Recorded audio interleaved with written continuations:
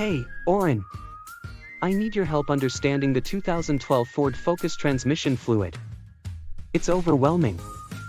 No problem, Brandon. I got you. For automatics, you'll find the dipstick under the hood, near the air intake filter housing. But if it's a 6-speed automatic, no dipstick. Same goes for manuals, no dipstick, but there's a check plug. Thanks, Oren. What about the Motorcraft transmission fluid? Is it the same for both automatic and manual? Automatics use Motorcraft dual clutch transmission fluid, while manuals go for Motorcraft full synthetic. Different strokes for different folks, or should I say, different gears. This funny guy. Okay. But how much fluid does the 2012 Focus need, and when should I change it? It depends on the model to determine how much fluid it needs. While the change interval has a lot to do with the driving conditions. I see.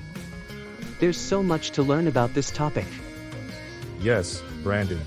And I've got some good news. Auto Insider X's new blog covers almost everything on 2012 Ford Focus transmission fluid. The link's in the description or bio. That's amazing, Oren. I'll check it out right now. Slay, my man.